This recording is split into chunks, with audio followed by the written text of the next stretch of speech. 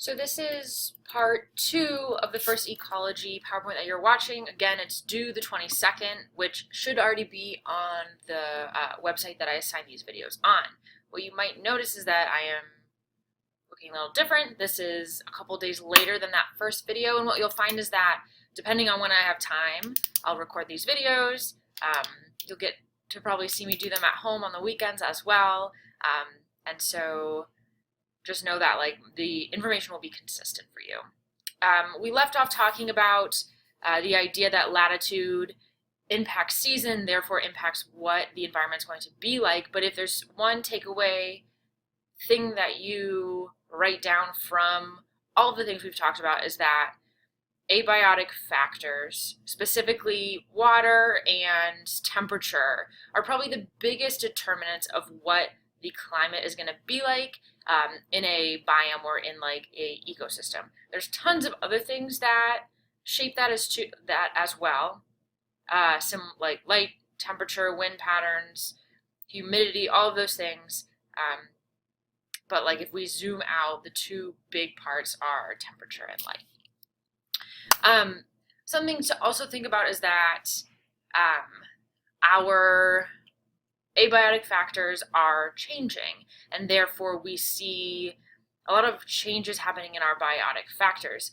When we talk about global climate change, we know that the chemical composition of the air around the Earth is changing, therefore changing how much heat we get into the planet and how much heat gets trapped once it's been created, right, from other metabolic processes. I put off heat all the time, so do you, so do our animals, and it gets trapped inside the Earth's atmosphere, and we end up increasing our temperature every year, right? We hear about the greenhouse effect all the time. That temperature, and as we know, the two most important factors in what a livable environment is going to be like is temperature and water. One of those things is changing very drastically and very quickly. And something that we should also realize is that as temperature changes, water is going to change too.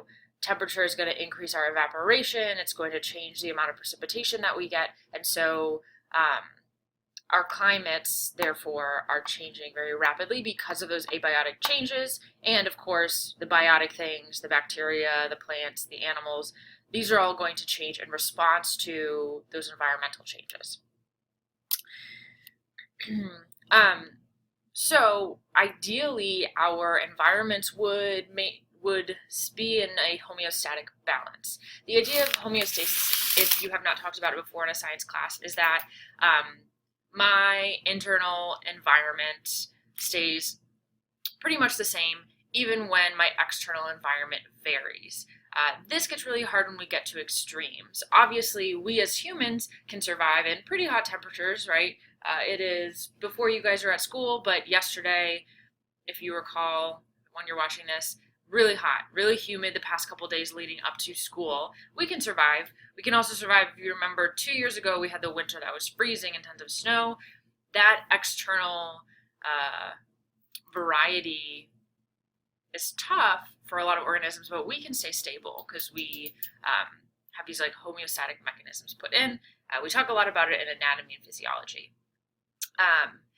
There's two categories of organisms. Regulators maintain a nearly constant internal environment. We would be considered regulators. I pretty much hang out at a certain temperature all the time, whereas conformers allow the internal environment to vary and conform to my outside environment. So we talk about reptiles, we talk about fish, we talk about organisms that are going to change their internal temperature to match more of what's going on outside, whereas regulators stick to the temperature that they are almost all the time.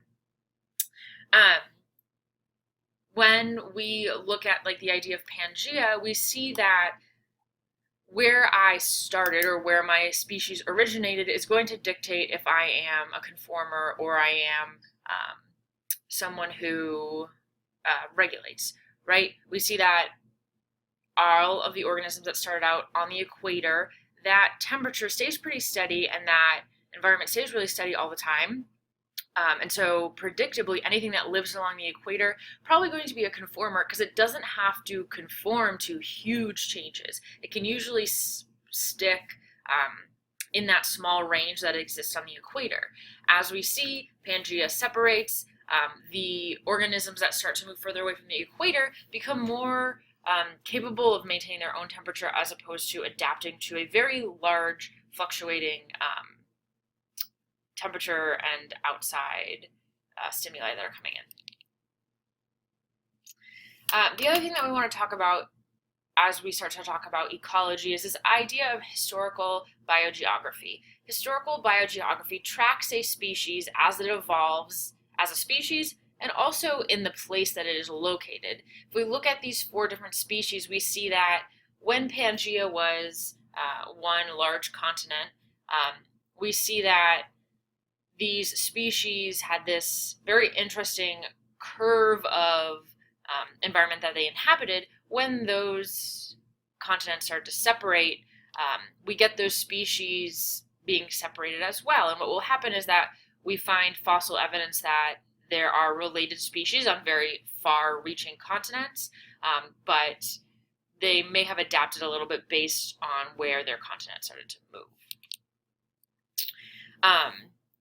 So when we talk about historical, that's like the past. We look at fossils, we look at like all that data, but we use this in the present as well. We look at biogeography as a way to look at the distribution patterns of an organism across continents. This is a leopard distribution, and it tells us a lot about what is going on with a population of organisms, and that's really important if I'm just studying one species. If we look, red is going to be the former range of where my leopards were, then all the way to green, the dark green is going to be where the leopards are present. And so we see like the yellow and the light green being some of those species located, yellow being like questionable, maybe they've been seen. What this tells me is not only that leopards are in a certain place, but we see that the environment has changed in some way that pushes leopards to a more sustainable environment. This doesn't tell us much, but you could probably predict, and a skill that is going to be really important is you could probably predict that like animal or other organisms, right, other predators, that's mainly humans, food sources, water sources, temperature changes, vegetation changes, all of these things are going to lead up to the movement of where the leopards were to where they are currently. And so this tells us a lot about how the abiotic factors in that environment have changed. This is a little more backstory, right? Now that we've kind of predicted what has happened, we've seen that leopards have a very large distribution as a wildcat. They're in Africa, they're also in Asia, and sort of fragmented packs. They are really numerous, and they're thriving in these kind of marginal habitats where others have disappeared, but in North Africa, those populations are starting to become extinct. These organisms are really good at adapting to new environments, but it makes us want to start thinking about like what happened in those environments where they were present and have now left.